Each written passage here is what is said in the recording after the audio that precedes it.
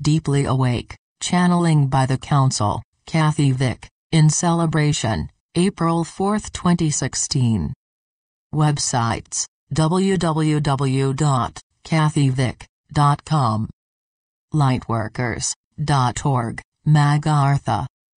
And Deeply Awake, at Tumblr. On this auspicious day, we ask that each of you will become still. We ask you will breathe deeply, slowly, rhythmically, signal to the body you are safe, and at rest, and ready. And then, consider that there is a greater awareness than even this calm you now possess, and this awareness contains high honor, great respect, deep trust, and unending devotion for you. In the clothing you are wearing. In the circumstances you are in the relationships you are in. It is, at times, difficult to feel, to believe, these sentiments, although the feeling state contained within is deep and true.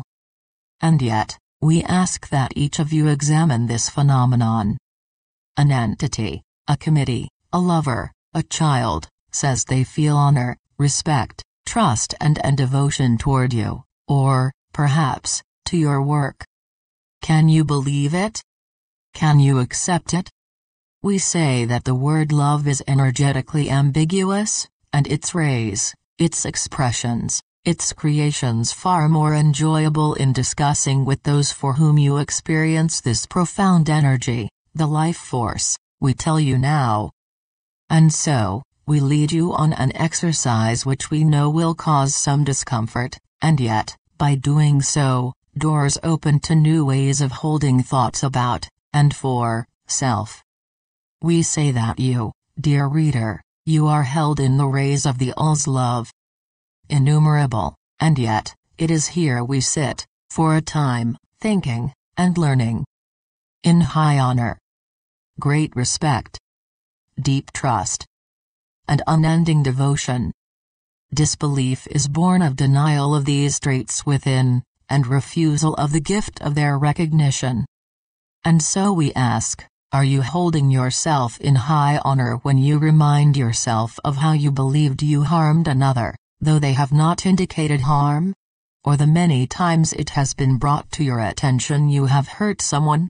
We bring this up because skirmishes have intensified, due to more and more release from inertia, and an innate, collective desire to get off some heretofore comfortable fences. Disequilibrium, physically, emotionally, and relationally, is not unusual at this time, therefore it is wise to be clear of some fundamental truths.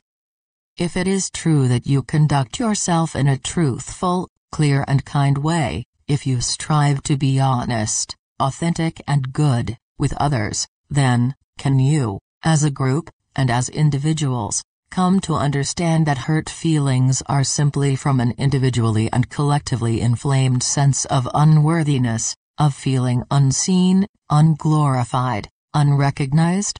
As each tend to their own sense of inner honor, coming to understand their innate goodness, their cooperativeness, their willingness to be of help and service, their blamelessness, their validity, they will come to see that when another reports feeling hurt, it is a modulation of behavior that is being requested, not an attack to self being delivered.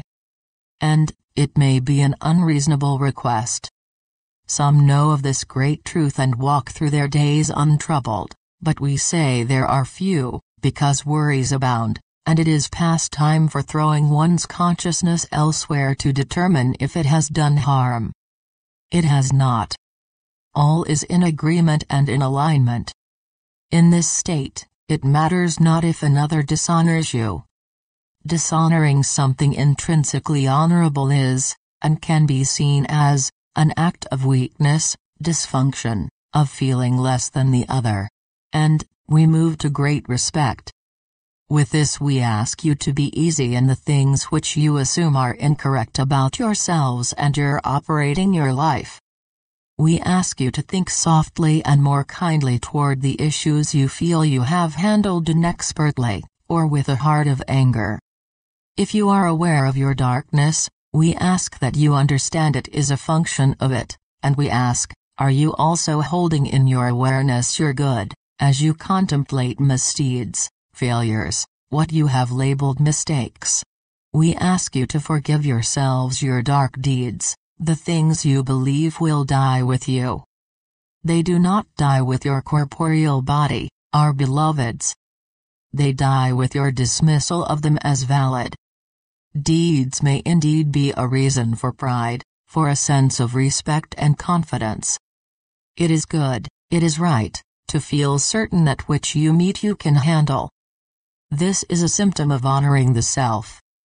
It is true, as well, this was a place of great duality, and, the greatest insults, horrors and travesties in this world, they are heartbreaking in their lack of love, of truth, of God, and they are contrast, contrast, contrast. Forgive yourself, understand all has a higher purpose, and your inner validity, as in being, is never in question. We say that the all, that we, that many humans around you hold you in deep trust, and we ask you if you can believe any of it. Do you trust yourself? Do you obey yourself? This is a word which conjures subjugation, and we say, this is not so as we use this term. To obey is to honor, know, and do, all one, in silent, innate trust. Do you trust the voices in your head? Do you trust the emotions coursing through your body? Do you trust your synchronicities? Do you trust your inner strength, your abilities, your exuberance, your creativity, your humor? Do you trust the best part of you, the part, through all the confusion, that others cannot help but see, and love? Consider this. Last, we say that you have always, will always be, and are held in unending devotion. Again, this is a word that is loaded for many, with vibrations of subjugation, of relinquishment of will. Cast off these misinterpretations, and we ask you consider the divine marriage. Divine female, merging with divine male, the Trinity, when each hold I am as their core, creating a third energy, powerful, healing.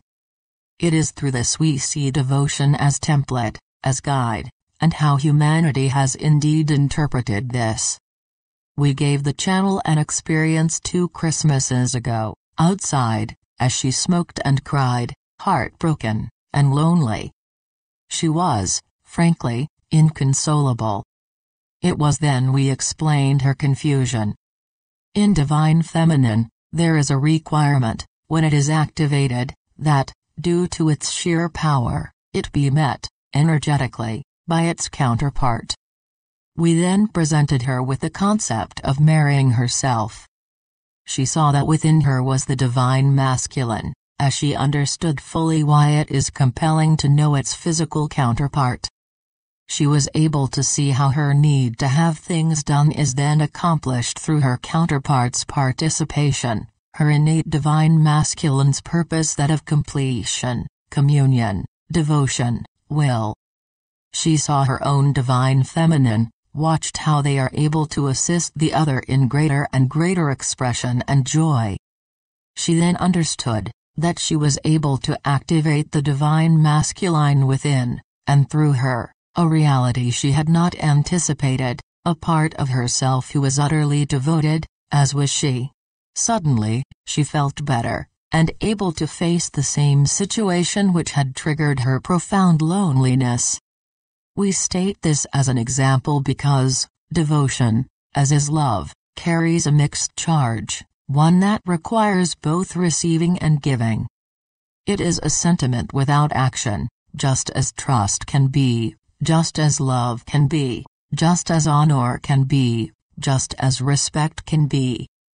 Ours is to integrate, and to assist in your thinking in ways which allow your worth to be actualized, no longer something to argue for or against, no longer anything you are willing to give away, no longer something up for discussion, letting others' insults or slights fall unrecognized as relevant.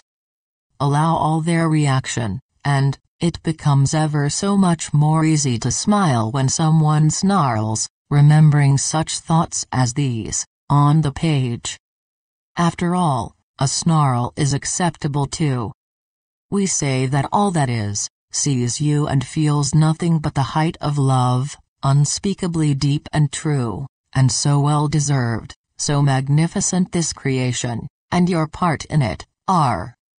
It is true, that once you catch a glimpse of your grandeur, your experience can no longer be taken quite as seriously, seen as quite so tragic, or scary.